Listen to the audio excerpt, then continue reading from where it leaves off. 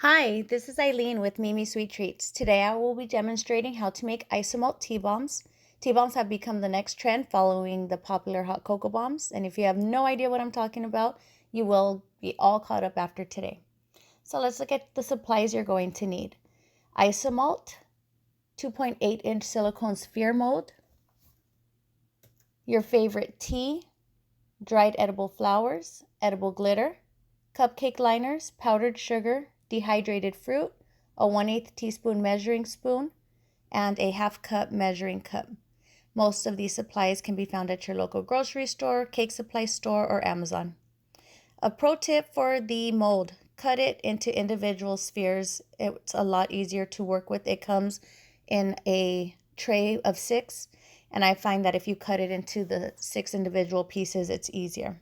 So first we're going to take a half cup of our isomalt and pour it into our saucepan over medium to high heat. Do not stir it with a spoon, just stir it how you saw me do it there. Once it's all melted, take it off the heat and prepare your molds. Coat them with some edible glitter. I don't use the whole 1/8 teaspoon, but you can if you like. It's totally up to you. And it doesn't have to be perfect. Once you pour the isomalt into the molds, then everything will even out. So you pour the isomalt into the silicone mold and very carefully coat the entire mold. Remove the excess by pouring it either back into the saucepan or into your next mold so that you can be prepared to continue. Work fast but carefully, as isomalt can cause severe burns. Another thing that you want to use are hot sugar handling gloves. Isomalt, will cause severe burns, so be careful. Once the molds have set, you can add your tea bags and edible flowers at this point. It's up to you if you want to add them inside or on the top as decoration. So a pro tip is if you coat your cupcake liners with powdered sugar, it'll keep the tea bomb from sticking to the paper.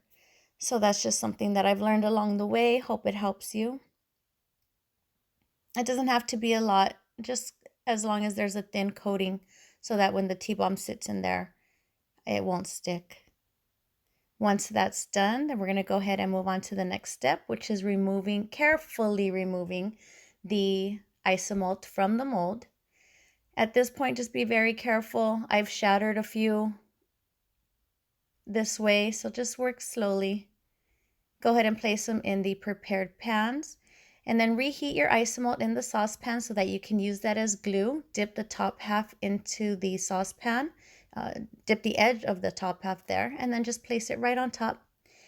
Another tip is your isomalt, if it's too hot, it won't completely coat your mold. So just make sure that you let it cool a little bit. And then go ahead and decorate with edible roses, the dehydrated fruit. You can put the flowers on the inside as I did here. And now what do we do with these beautiful creations? You can place them in a mug and pour 8 to 10 ounces of water, hot water, over and just enjoy a luxurious cup of tea.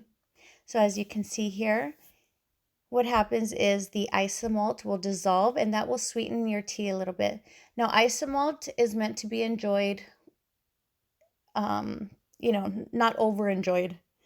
It does cause stomach aches if you eat too much, but just enjoy it, in moderation. 1 glass a day is fine. Thank you.